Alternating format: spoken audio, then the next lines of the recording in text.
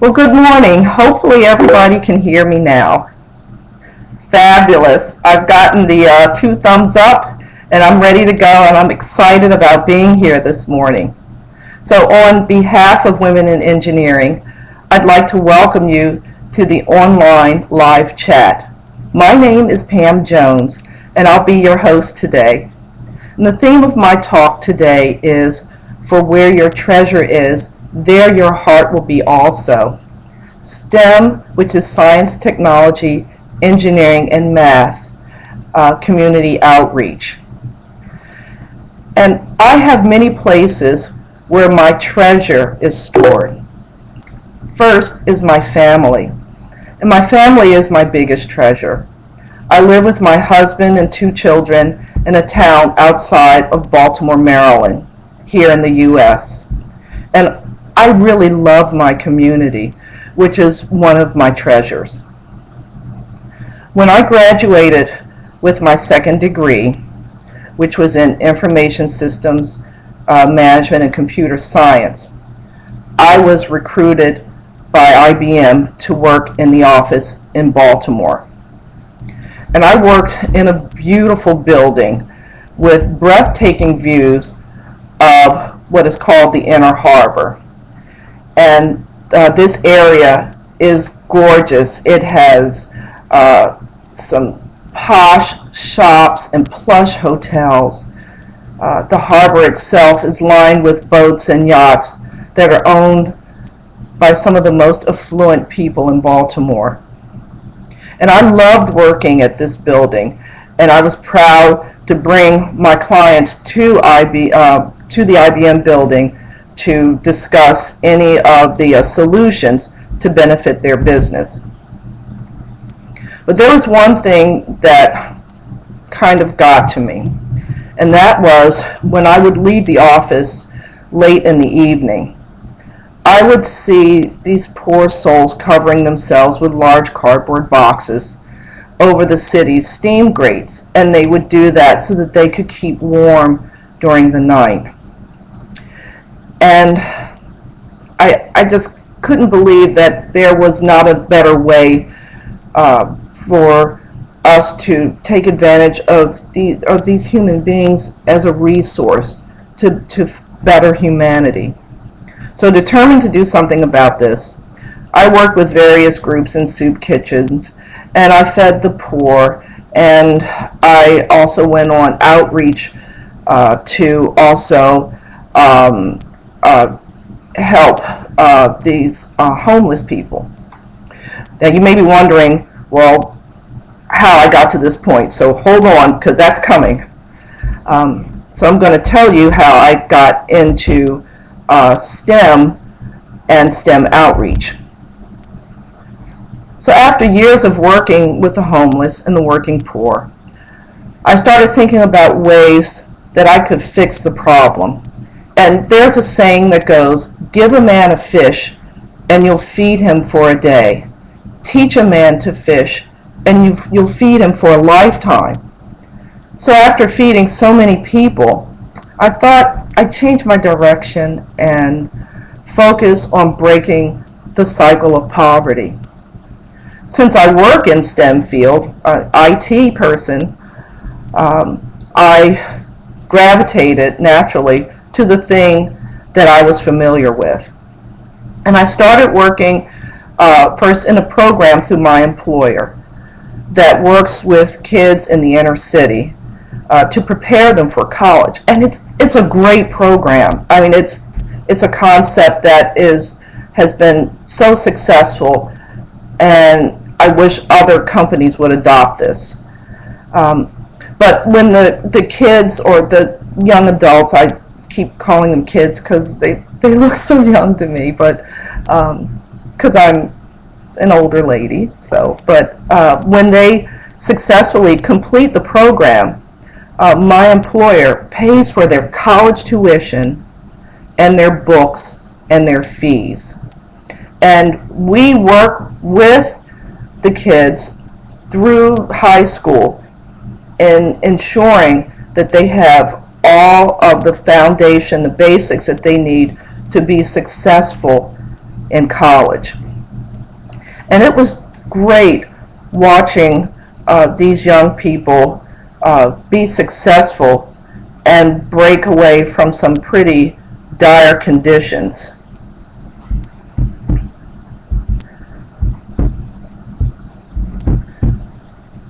So I was approached by my company's leadership later on to continue working in neighborhoods and with our youth in outreach. And one of the projects that I had was in a neighborhood that was rather infamous in the county where I work.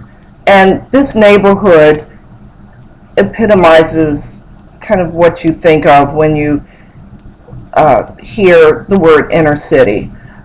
This neighborhood has been in the news for shootings and robberies and different awful crimes, drugs, high unemployment, high teenage pregnancy. And so the county executive came to the leadership at my company and said, hey, is there anything that your people can do, your employees can do as outreach to help uplift this community? So I and some other folks at my company, we went to the site, and we went to a community center. And when I went in the community center, I saw that they had computers, but they were old PS2, IBM PS2 computers. They were pretty old. They were running Windows 98, and they had virtually no memory, very small storage space. So I couldn't purchase any software to put on these computers that would help the kids in their educational pursuits.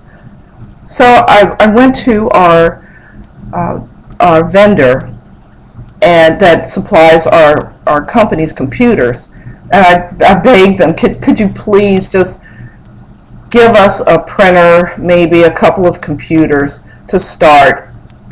And I was surprised, because after talking to our vendor about this situation, they did more than that. They gave us 10 computers, and they gave us 2 printers, and we purchased some routers, and I designed the computer center and did the configuration for the software or configured the computers for the educational software. And it was a huge success. The kids were so excited about having this community center, and for them, learning became fun. And it almost was like a game. They didn't even realize that they were building their skill sets, which would help them be successful in school, and then later on they would be able to go to college. But they were so excited about this that they would go home to their parents and tell their parents about, hey, we have this great center, we want to show you. So we decided to once a month, well, at first we were going to just have a kind of an open house where the kids could bring their parents. It turns out that this was a great sociological, I guess, I want to call it like an experiment or a situation where when the parents came, the kids started showing the parents how to use the computers and how to do things like a search or like a search for a job. And their parents' world just was expanded, and their areas of knowledge and outreach in their job search and in producing a resume had also expanded. So we would have an open house once a month, and the kids would bring their parents in, and they would show them how to do searches and how to do a resume and do these things which improve their lives. So, and I have a picture here, I hope you all can see, of the community center, and this is we have an electronic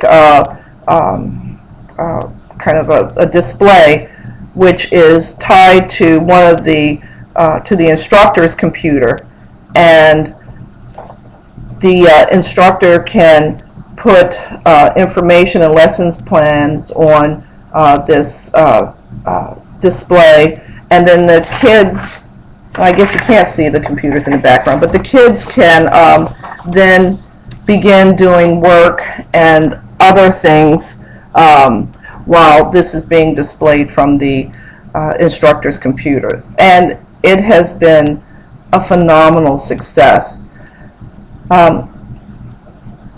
To my disappointment, there are still things that happen in the community, but at least we've been able to uplift and help some other lives be better in this community, and also reach out to kids that didn't see college or a university as their future, but they now have the confidence to go forward and go to college.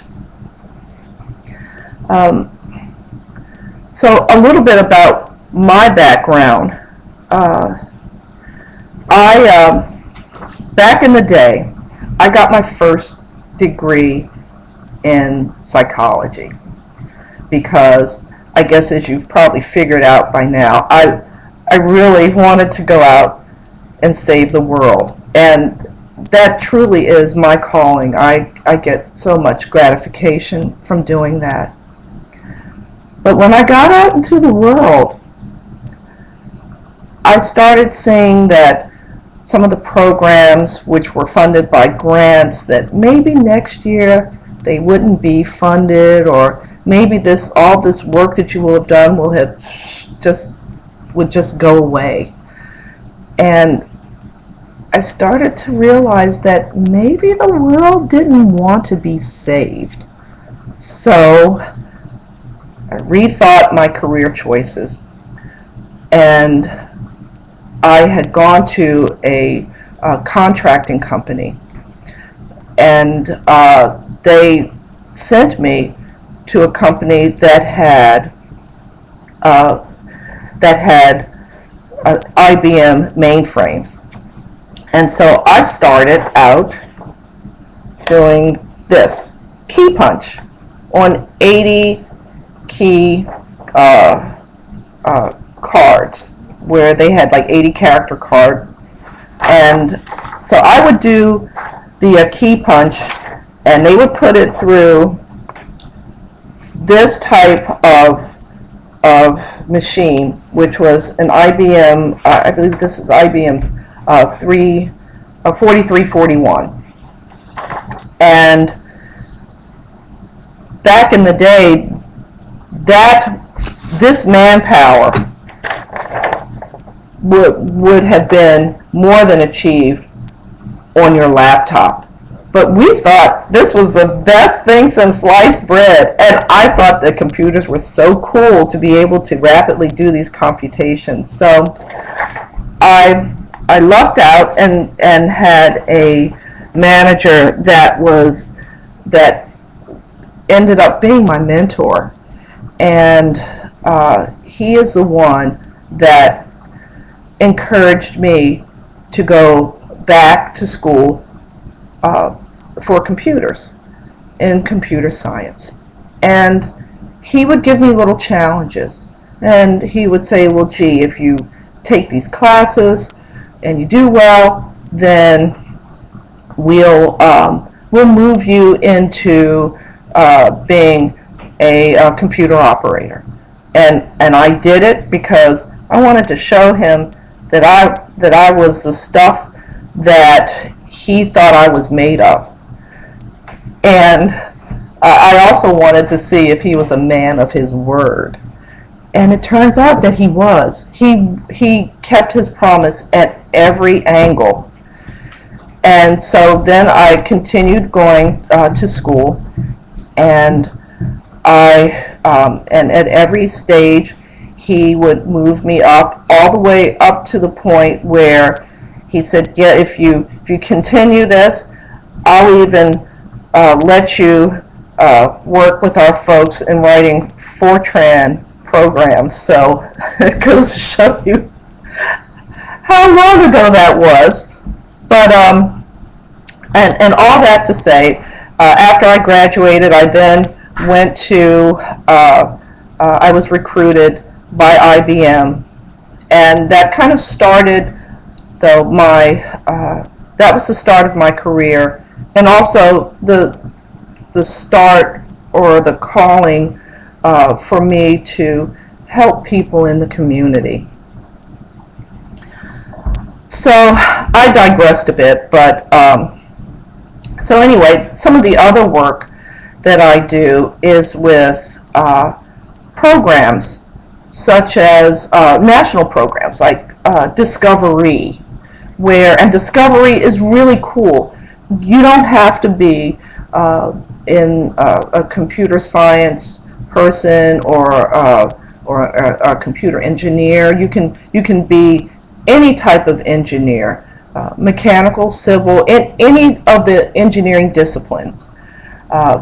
And what Discovery does is you would go into junior high school and high schools and talk a little bit about what you do, and then do an activity with the kids.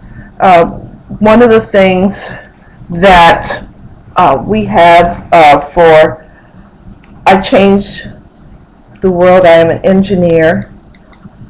I'm going to try to bring it up on my iPad, if you would. I Changed the World, I Am an Engineer. And that, by the way, this is something that is sponsored by the Women in Engineering. It's fabulous. If you haven't seen it, I encourage you to go out and look at this ebook, because the women in this book are phenomenal from all different areas of engineering. And again, I digressed, but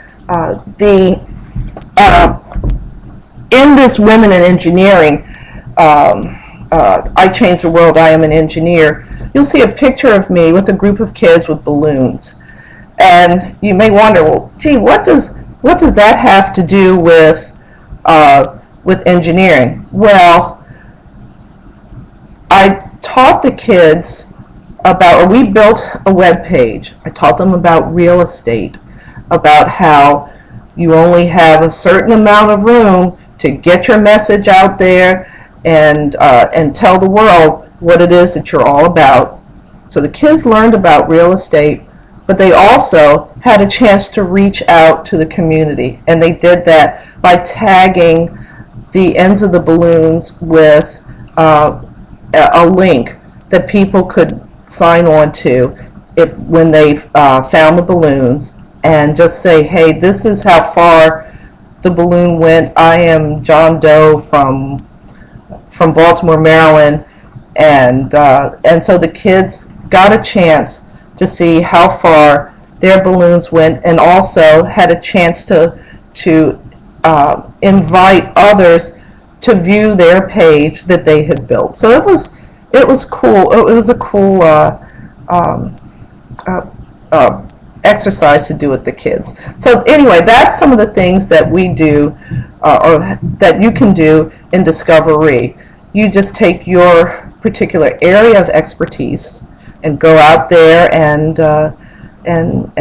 talk to kids about the thing that you do every day, and you'd be surprised how influential your story is and how much it affects the kids. They really look up to you, and you may spark the idea or spark the energy for the next person that comes behind you. That person may be a Nobel Prize winner, or they may develop something that is wildly successful for the world's use. Some of the other programs that are out there are, let's see, Try Engineering or trycomputing.org, which, and I can have the Women in Engineering folks post this on the site as some resources if you're interested. And that site is just the Women in Engineering site is so full of information. And if you are uncomfortable getting out there for the first time, working with kids in the high school or pre-university or university students, but you want to get involved, again, through Women in Engineering, we have just a wealth of knowledge and so many kind and excellent people that are there to help ensure that you are successful. These women that I've worked with are just absolutely, they're selfless. They want to help you. They receive gratification in you being successful. So the Women in Engineering website is another great resource, not only to information on outreach to high school and college people, college kids, but also there is a group of women behind you that want you to be successful, and all you have to do is just reach out to them. Again, there are myriads of opportunities for you to get involved. There are many organizations out there. The Anita Borg Institute is another great organization that we, I know in the Computer Society, we have done partnerships with them. And so there is a wealth of opportunity for you to get involved locally to help those at the pre-university area. So with that, I'll turn it over to you all, and you can feel free to ask me any questions that you may have.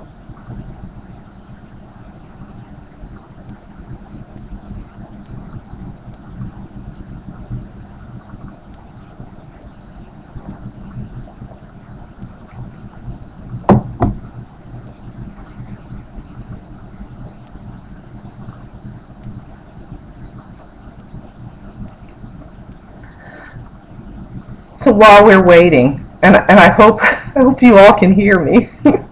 I don't see anything saying that that you can't. Okay, so I do see a question.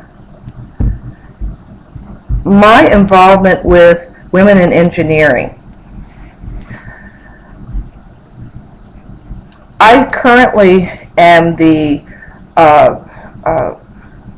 on one of the subcommittees in Women in Engineering. I am the chair of the partnership program in Women in Engineering. And that is, I believe, is such an important activity to chair, because the partnership committee is responsible for bringing in funds to Women in Engineering. And we really need that funding in order to do some of the things that we do, such as like this chat session today, or some of the conferences that we would like to have, which would benefit other women. They're all important things to do, but it takes money to do it. So being the chair of the partnership committee is a very important role. And by the way, if you or your company would like to sponsor a chat, you don't have to spend thousands of dollars or donate thousands of dollars to women in engineering. A little bit can go a long way. So I would like to encourage you to talk to your employer and help them reach their goals in their giving goals for the year, and consider giving to the women in engineering. Some of the other things that I have done, or my involvement in the women in engineering, is I have also back in January we gave a conference which was hosted by Google at their Mountain View facility, and it was an overwhelming success, so much so that we're working towards giving another conference next year, and I am just so excited about the possibilities, and watching this conference just grow into this wonderful conference that supports women. And I know I say women a lot because the name of our group is Women in Engineering, but we also have plenty gentlemen that are part of the Women in Engineering group. And that's fabulous because we are all better by having diversity of thought and ideas. So for you guys that are out there, I'd like to encourage you to become a part of Women in Engineering too, because we're very interested in what your thoughts are and ways to overcome some of our more difficult challenges that we have out there today. And especially me, being the challenge of reaching out and saving people, these young people who have a very small scope for their lives and their futures, and being able to expand their world so that they will go forward and be productive people and do activities that will benefit humanity. Okay, there's another question. How did I learn, how did I learn about IEEE's WIE? Now, that's a great question. I learned about WIE through a lady that is an informal mentor for me, and her name is Kathy Land. And she told me about the Women in Engineering group, actually when we were having kind of an informal conversation, and about the support and the activities that they were involved in. And I said, wow, I want to know more. I mean, tell me, how can I find out more about this? So she gave me the link to the website, and I went out there and I started researching and taking a look at some of the exciting things they were doing, and I said, hey, I want to be a part of this. This is great. So at the time we went back to the gentleman that was the president of the Computer Society, Sorrel Reisman, and it just so happened, as luck would have it, there was another fabulous lady that was cycling off to do different pursuits in the Computer Society, and I was able to become a liaison from the Computer Society to the Women in Engineering. And it's the rest is just history. I have enjoyed every moment that I have had in being involved with women in engineering. I have another question. How do you juggle work, family, and outreach activities? That's a great question, and I'm not always very good at juggling all these activities. I am, again, the most fortunate woman because I am married to a man that is so supportive of all of my endeavors. He's supportive to the point that he'll do things to help me. So some nights when I may be doing some research, or I may have to make up my time at work because I've done an activity with IEEE or with Women in Engineering.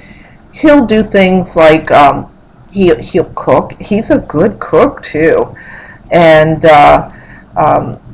he'll do other things around the house. I can't thank him enough for all the support that he gives me. So without that, I wouldn't be able to do some of the activities that I do. As far as my juggling my work, family, and outreach activities, most of my vacation time goes to my outreach activities. But it's my vacation time, so I can do with it as I choose, and I'm happiest doing those types of activities. And as far as my family, well, when I come in from work, I take care of my family. I spend quality time with them.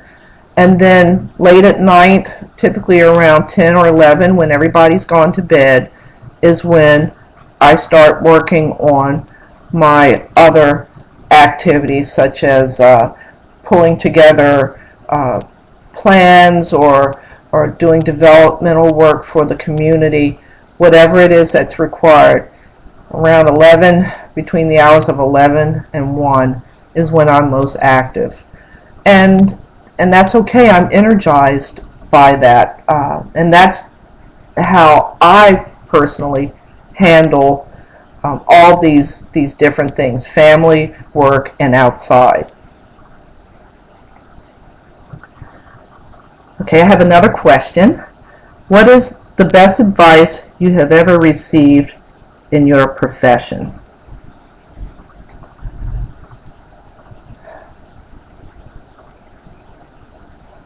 Probably the best advice is, one, make sure that you have a strong support system. And not only from family, but also friends and people in your workplace. And make sure you have people that will be honest with you and are there to support you.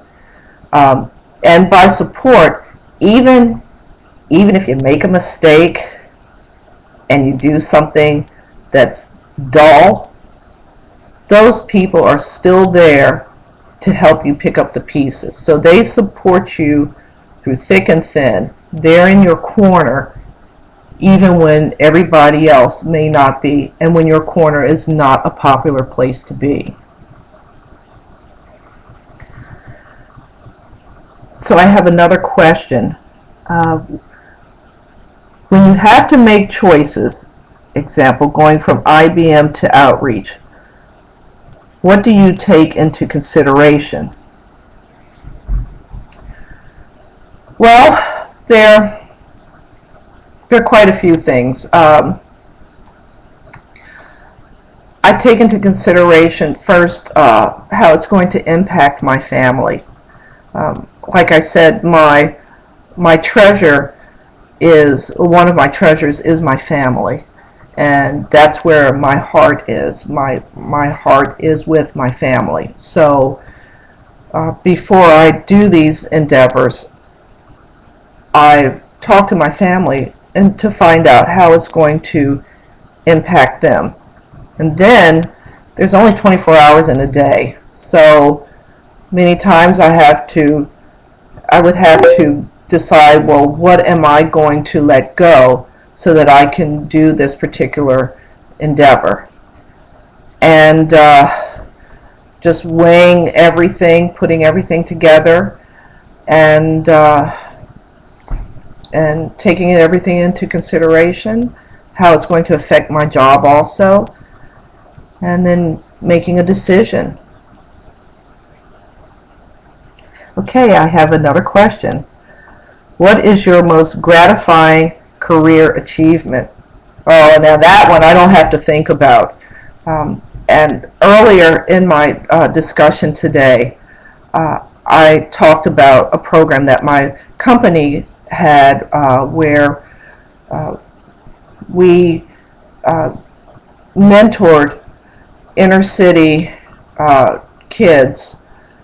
And the inner city kids, though, had to have a grade point average of at least 3.5 out of 4.0, being the highest that you could have. So these kids were bright, but again, in some of their cases, their situations were quite dire. And so there was one person that I mentored that this person, at first, when they first entered the program, I noticed that they were having a lot of difficulties. As far as their attire, and also there were days where they would call and say, well, I can't make it to the program this day. So I wanted to see for myself what was going on. You know, often a phone call is so impersonal. I wanted that person to talk to me face to face. So I drove to that person's house, and I got permission from the school and everybody, and I went to that person's house, and I saw how this soul was, this wonderful person was living. This person's mother was she was on drugs.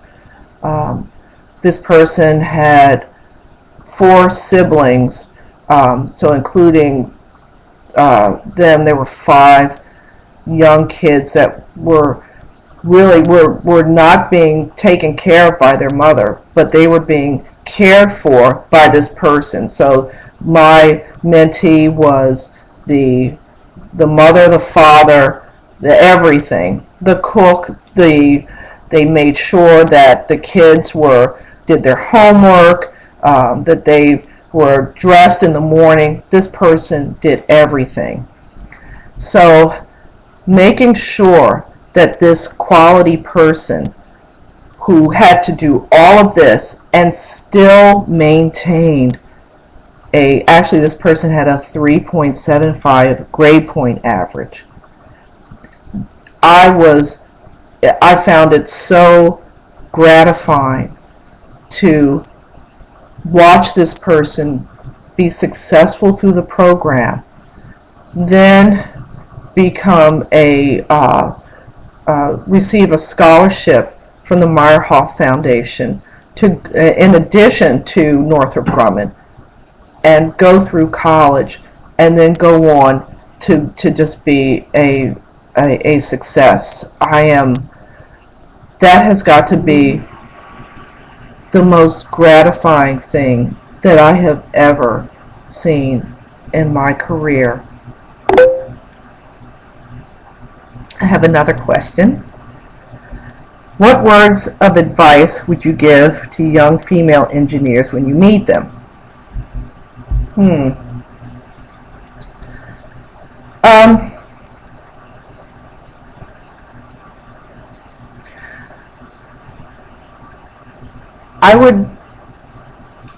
I would tell them, don't take everything to heart.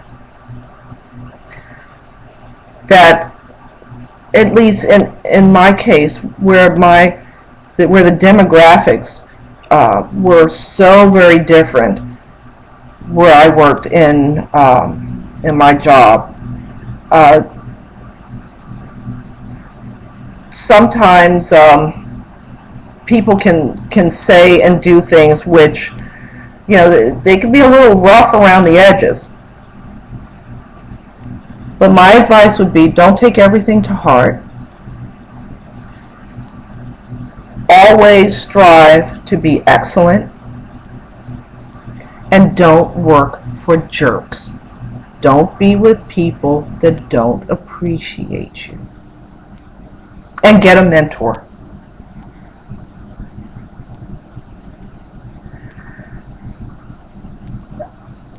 So there's another question.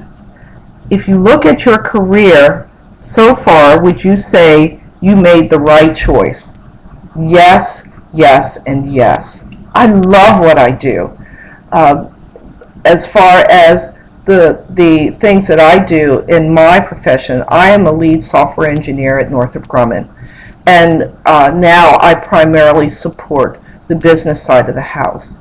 And I have done some development work I have produced tools for the company that have won awards for me and given me notoriety through the company. And one tool that I did was that I developed was so very good that I was honored when some of the other folks on my team came back and said that a company, how can I put this? That, well, when another company was interested in partnering with us to package that tool because they wanted to sell it, but my company viewed it as a conflict of interest. But anyway, as far as developing tools for people to use, that is so gratifying. I mean, that's great. You can sit back and say, yeah, if it wasn't for me, the company wouldn't have saved this much money, or the company wouldn't have been able to do X, Y, and Z, or you folks out there in end user land wouldn't be as productive as you are today. Okay, who was your role model when you were young? Oh, that's a good question. My mom was my role model, and my dad. My father was a physician. My mother, she was a high school teacher and later went in to be a counselor in high school. And I grew up seeing my mother go to work every day, go to improve others' lives, as well as watching my father go to work and work with his patients, make his patients better, make them healthier. So those guys were my role models. They were a pretty tough act to follow, but I was determined that I wanted to be as good as them, and I really wanted them to be proud of me. So they were my role models when I was young.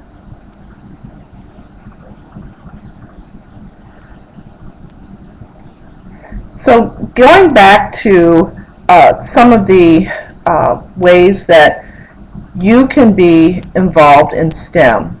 Like I said, you can you can reach out to the Women in Engineering site and take a look at the many opportunities to be involved either at the university level or at the pre-university level, as well as going online and finding out about some of the other programs, such as the Discovery program or FIRST Robotics. There are the FIRST Robotics competitions are in most communities all over the world, I believe, and they are a great opportunity for kids to get involved in the STEM arenas. So if you have some time in the evenings and even more on the weekend, if you have a couple of hours and you want to get involved, you can reach out, or you can out to the, let's say in this scenario, the FIRST Robotics competitions, and you can be a judge. And you don't have to be an expert in this area. You just need to have the willingness to go out and do it.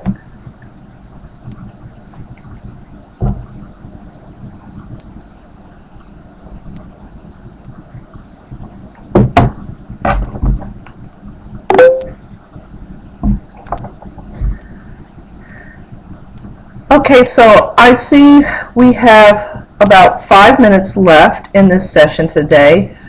I've had a ball, and I hope you have also enjoyed the chat session today. There will be a chat session, by the way, of this nature on different topics every week. And as a matter of fact, next week, next Friday, I would like to invite you to join us in a live chat session with Takako Hashimoto from Region 10.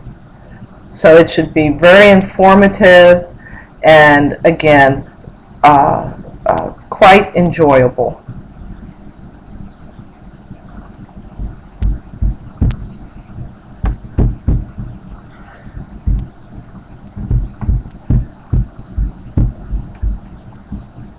So with that, I will begin to wrap up my session. And again, today my discussion was on the STEM community outreach, or for where your treasure is, there your heart will be also. And I too hope that your treasure and your heart also lies in the development of our younger people. After all, we have to start at a young age and begin to help them to develop the skills so that they will be successful when they go to high school and then into the university. If you have any questions after this, or if you would like to find out more again about university, pre-university outreach, I would encourage you to go to the Women in Engineering site, and you can do it either through the Facebook site or through the IEEE site, and I believe it's I should have jotted it down, but it is, and that's what happens when you have it as a link. But if you go to the IEEE.org site, you'll be able to do a search and find the Women in Engineering site and log on, and you will find a wealth of information. And that site is IEEE.org/women.